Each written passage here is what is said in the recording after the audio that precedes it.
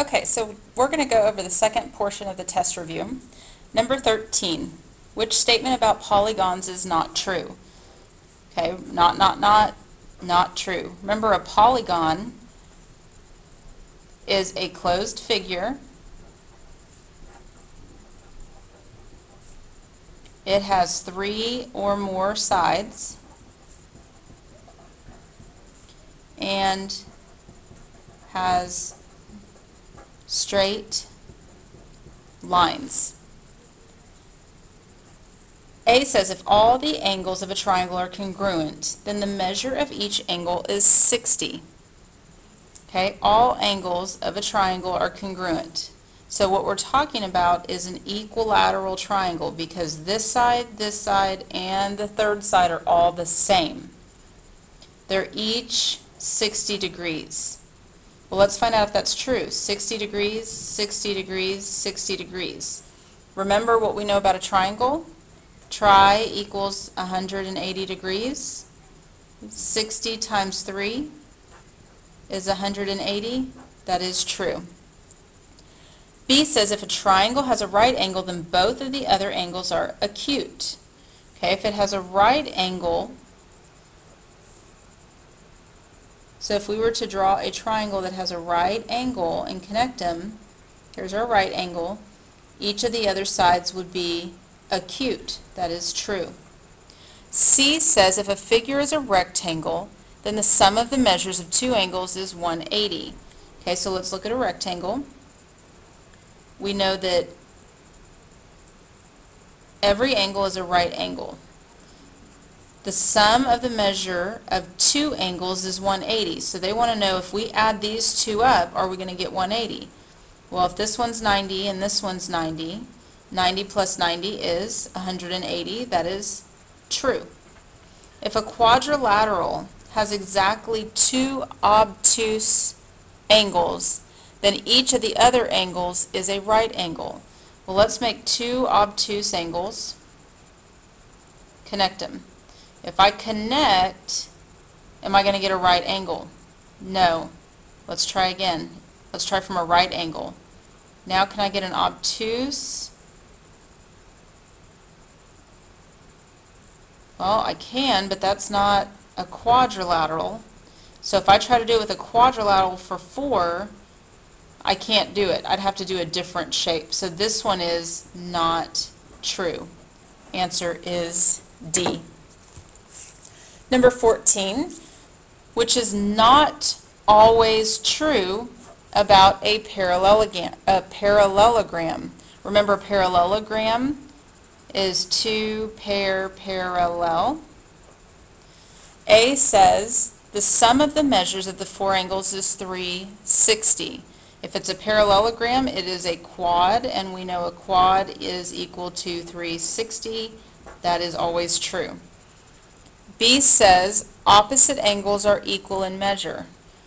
Well, if we have a parallelogram, remember one thing about a parallelogram is opposite angles are congruent. So if their opposite angles are congruent, that also means they are equal. That is true. C says they have 4 congruent sides and 4 congruent angles. Well, that would be true of a square, but not true of, say, a rectangle if we drew one with the longer sides. So that's not always going to be true. It just depends on which shape. D, the sum of the measure of the two consecutive angles is 180. Again, if you've got your parallelogram, two consecutive angles are 180. So if you've got your angle here, your angle here, here or here, this is, they're saying together are 180. And that is true. So you're not true, not always, is C. Number 15, in which types of quadrilaterals are there always 4 right angles? Parallelograms. Well, remember, parallelograms would not have a necessarily a right angle. It depends which parallelogram we're talking about. Rhombus, not always. Parallelograms and rectangles. Well, we said yes to the rectangle, but not always for the parallelogram. Rectangles and rhombuses. Well, if we said no rhombuses up here, that means no down here.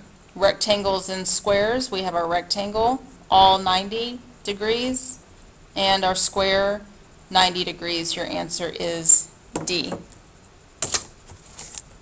16, which point has coordinates of 1 1/2 and 3 1/4? Well, first we need to label. I notice that I have my 0 right here, and I have a space between the 1. These are halves. Once I pass the 1, this would be 1 1/2. After I pass the 2, it would be 2 1/2. After the 3, 3 1/2. Same thing going up the side. 1 1/2, 2 1/2. Remember, get ready for decimals. This may also be in a decimal. Okay, so we've labeled which point has coordinates. So we're going to look at our coordinates. Remember that we want to crawl, which means we're going to go that way. That's our X. Before we walk, that's our Y. I'm going to start at the origin, which is 0, 0. I'm going to point, let's see, 1 1/2. So I'm going to crawl.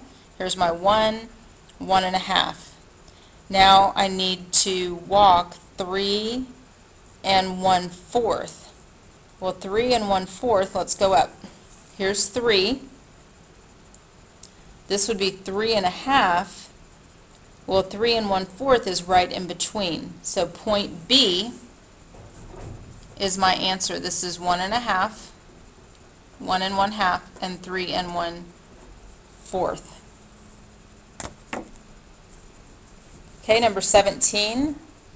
List the ordered pairs. Again, we need to make sure that we label our graph. Here's 0. We have room in between. They are whole numbers, but we just need to make sure we put them in our graph. Oh, 2/8. There we go. Okay, list the ordered pairs for each of the vertex of the figure. So A, remember I'm going to start at the origin, crawl 1, walk 2. So for A, it'd be 1, 2. Because remember, this is X and Y. Okay, next one, B. Start at your origin, crawl 1, walk 5. So B would be 1, 5. C, I'm going to start at my origin, crawl 7, walk 5. Last one, D, start at my origin, crawl 7, walk 2. My answer for D is 7, 2. Okay, let's turn the page.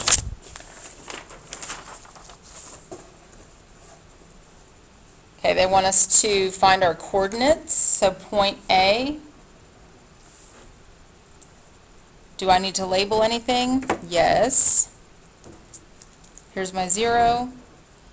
These are halves again. So 2 1/2, 3 1/2, 4 1/2, 5 1/2. Same thing here. I'm going to put decimals up on this side so you can see the difference. Okay. So our first one, point A, is at a half. Start at your origin, crawl a half here, and then walk 4. So that's A. Point B, just going to color code. Start at my origin, crawl 2, walk 2 1/2. and there's B. C, start at your origin. We're going to crawl 3.5 and walk 3.5, and it comes together right there at C. Point D, start at your origin, crawl 4.5, walk 5, and there's our D. E,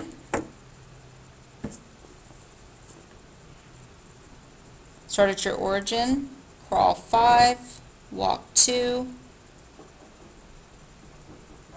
and there's our E. Okay, 19 is a little bit different.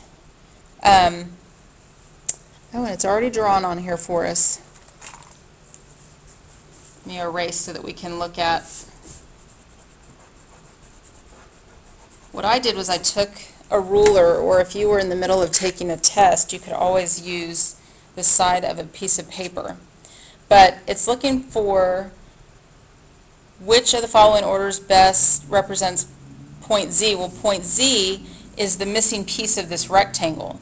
Well, what we do have is we have W. So W and S are running along this line.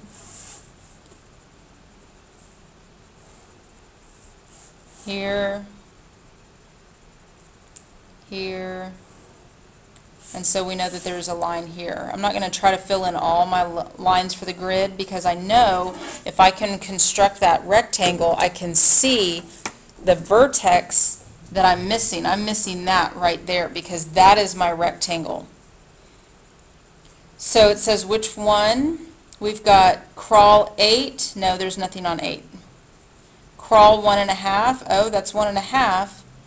And then go up to the 8. That's our possibly, because this is 1 1/2, comma 8. C says go to 8 again. We've already said no.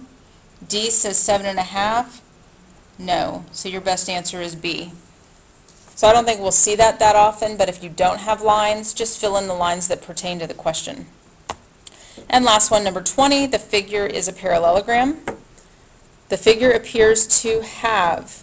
Okay, so what did we know first of all about our figure, a parallelogram? We have 1, 2, 3, 4 sides, which means it's a quad, and a quadrilateral equals 360 degrees. They're giving me 30 degrees and nothing else. Well, remember, my parallelogram, opposite sides are the same. So if this is 30 degrees, this is going to be 30 degrees.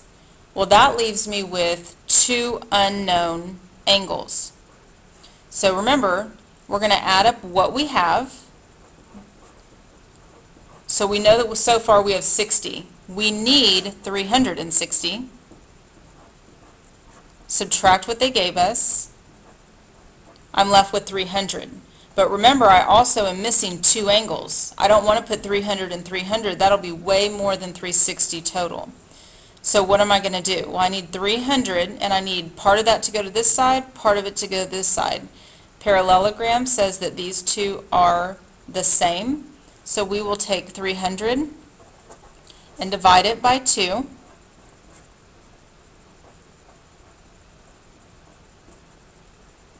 Oh, I'm running out of room. There we go.